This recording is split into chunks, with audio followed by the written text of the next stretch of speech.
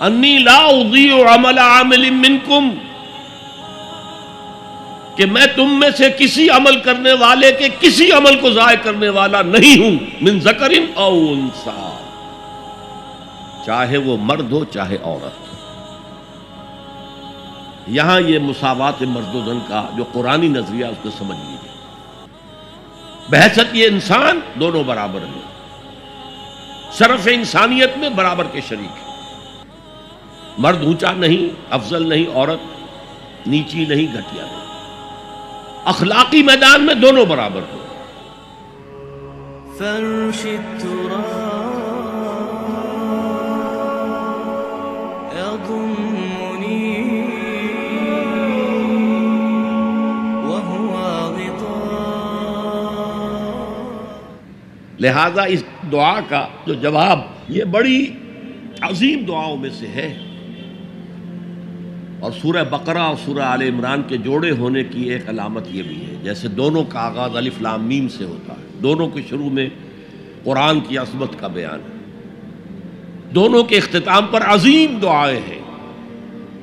ربنا لا تؤاخذنا ان نسینا او اخطانا، بڑی لمبی دعا ہے۔ یہاں پر بھی یہ 3 آیتیں ہیں، لیکن فرمایا فاستجاب لهم ربهم، ان کے رب نے ان کی دعا قبول کر لی۔ انی لا اضیع عمل عامل منکم، کہ میں تم میں سے کسی عمل کرنے والے کے کسی عمل کو ضائع کرنے والا نہیں ہوں، من ذکر او انثی، چاہے وہ مرد ہو چاہے عورت۔ یہاں یہ مساوات مرد و زن کا جو قرآنی نظریہ اس کو سمجھ لیجیے۔ بحثیت یہ انسان دونوں برابر ہیں، شرف انسانیت میں برابر کے شریک ہیں۔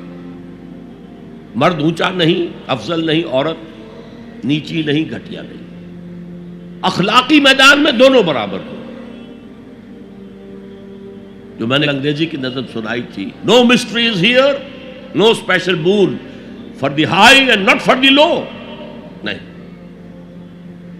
Charities that soothe and bless and heal are scattered over the man like flowers، برابر، روحانی ترقی میں برابر ہے، صدیقیت میں برابر ہے۔ صرف نبوت عورت کو نہیں ملتی، اس لیے کہ نبوت کا فرض ادا کرنا بہت کٹھن ہے۔ جو معاشرے کی طرف سے مشرکانہ اور کافرانہ ماحول کی طرف سے جو پھر پریشر آتا ہے، جو پرسیکیوشن ہوتی ہے، جو ٹارچر ہوتا ہے، عورتوں کے لیے اس کا برداشت کرنا آسان نہیں، لیکن پھر بھی صحابیات نے اس کی مثالیں قائم کی ہیں۔ تاہم نبوت کی ذمہ داری، بھاری ذمہ داری، جس کو خود اللہ نے فرمایا انا سنلقی علیک قولا ثقیلا، اے نبی ہم آپ پر ایک بہت بھاری بات ڈالنے والے ہیں، بہت بھاری۔ ان تمام اعتبارات سے مرد اور عورت میں کوئی فرق نہیں، من ذکر او انثی، جو نیکی عورت کمائے گی اس کے لیے ہے، جو غلطی کرے گی، خطا کرے گی، گناہ کرے گی، اس کا وبال اس پر ہے۔ جو نیکی مرد کمائے گا وہ اس کے لیے ہے، جو غلط کام کرے گا اس کا وبال اسی پر ہوگا۔ من ذکر او انثی، اور یہاں بڑا پیارا لفظ آیا ہے بعضکم من بعض، تمہیں فرق کیسے ہو سکتا ہے؟ تم ایک دوسرے میں سے ہو، ایک ہی باپ کے نطفے سے تو بیٹا بھی ہے بیٹی بھی ہے، اور ایک ہی ماں کے رحم میں تو پرورش پائی ہے بیٹے نے بھی اور بیٹی نے بھی، اونچ نیچ کیسے ہو جائے گی؟ ان سطحوں پر قرآن سب سے زیادہ مدعی ہے مساوات مرد و زن کا، لیکن ذمہ داریاں معاشرت میں کیا ہوگی، دونوں کا دائرہ کار کیا ہوگا، ان کی جسمانی ساخت، ان کی نفسیاتی ساخت کے اعتبار سے ان کے فرائض، یہ چیزیں، اور خاص طور پر جو معاشرے کی یونٹ ہے، معاشرے کی اینٹ ہے، فصیل بنی ہوئی ہے اینٹوں سے، اینٹیں کمزور ہوں گی تو فصیل کمزور ہوگی۔ تو یہ جو ایک اینٹ ہے، ایک فیملی ہے، اس فیملی کے ادارے کو مستحکم رکھنے کے لیے اس کا head of the state, head of the institution ایک ہی ہوگا، اور وہ مرد ہے، عورت نہیں ہوگی۔ ایک مرد اور ایک عورت when they enter into agreement of marriage، یہاں پر عورت کا کام ہوگا شوہر کی تابع داری کرنا۔ میں تو حیران ہوا تھا جب میں نے اخبار میں پڑھا، جب سارا فرگوسن اور پرنس اینڈریو کی شادی ہونے والی تھی، اور یہ سارا فرگوسن جو تھی بڑی نٹ کھٹ قسم کی عورت تھی، لڑکی تو کیا تھی، وہ عورت تھی، تو اس کا ایک انٹرویو آیا تھا شادی سے پہلے۔ I am not going to say, I am not that timid type of woman, I am not going to say I will obey him۔ اس سے معلوم ہوا کہ عیسائیوں کی شادی میں وہاں تو معاملہ پردے کا نہیں ہے، لڑکا لڑکی دونوں سامنے کھڑے، پادری کے سامنے ایجاب و قبول دونوں کا علل اعلان ہو رہا ہے، اور وہاں کہنا پڑتا ہے اسے I will obey him، میں اس کی اطاعت کروں۔ قرآن بھی کہتا ہے الرجال قوامون علی النساء، مرد حاکم ہیں عورتوں پر،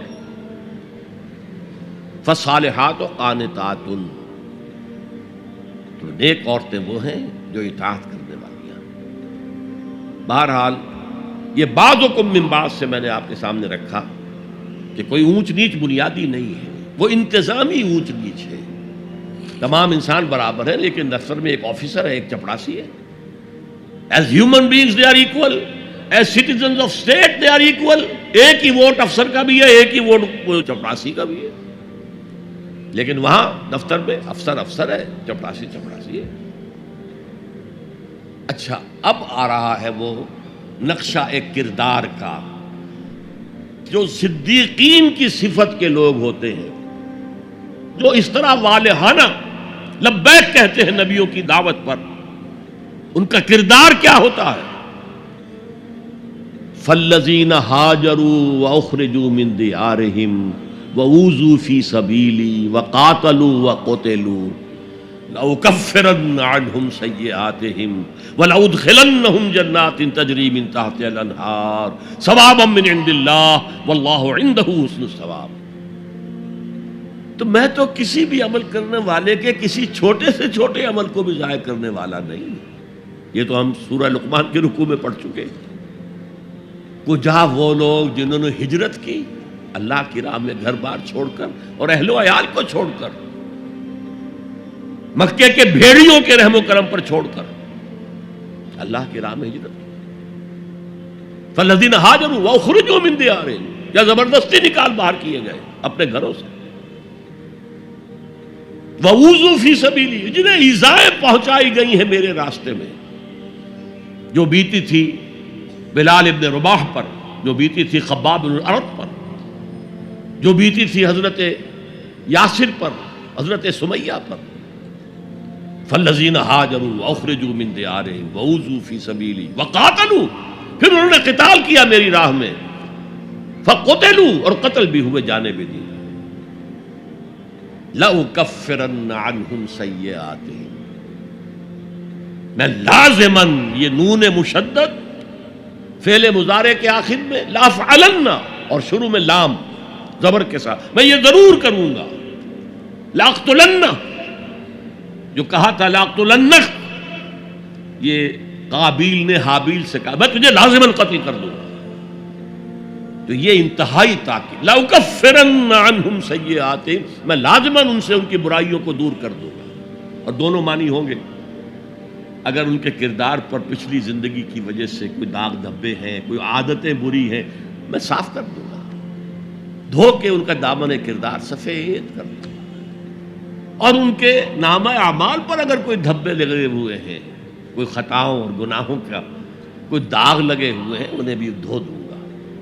لأکفرن عنہم سیئاتہم ولأدخلنہم، اور لازماً داخل کروں گا ان سب کو، جنات تجری من تحتہا الانہار، ان باغات میں جن کے نیچے ندیاں بہتی ہوں گی، ثوابا من عند اللہ واللہ عندہ حسن الثواب، اور یہ بدلہ ہوگا اللہ کے پاس سے، اور یقیناً اللہ ہی تو ہے جس کے پاس بہترین بدلہ ہے۔ تم اپنے آپ کو اولاد میں انویسٹ کر دیتے ہو، اپنی پوری جوانی کی قوتیں اولاد کے اوپر صرف کر دیتے ہو۔ اولاد کتنی ایسی ہے جو والدین کی خدمت کرے پھر بڑھاپے میں، کوئی بدلہ دے سکتی؟ ہاں، اللہ کے لیے جو کرو گے اس کا بدلہ محفوظ ہے۔ اور کسی کے لیے جو بھی کچھ کرو. انگلستان کی ہسٹری میں آتا ہے کوئی ایک وزیر تھا بادشاہ کا، اور وہ بڑا خزانے کو بھرنے کے لیے کسی کو سادہ کرو، تم بڑے بخیل معلوم ہوتے ہو، تمہارے پاس بہت پیسہ ہوگا، دو بادشاہ کے لیے اتنے پیسے نکالو. اور کسی کو دیکھا ذرا اچھے لباس میں اور جاہو حشمت میں، تمہارے پاس بڑی دولت ہے، نکالو، خزانہ بھر دیے. بڑھاپے میں وہی بادشاہ جو ہے اس نے اسے جیل میں ڈالا. تو اس نے کہا had I serve God as I serve the king, اگر میں نے خدا کی وہ خدمت کی ہوتی جو میں نے بادشاہ کی ہے تو وہ مجھے میرے اس بڑھاپے کی عمر میں اس طرح ذلیل و خوار نہ کرتا.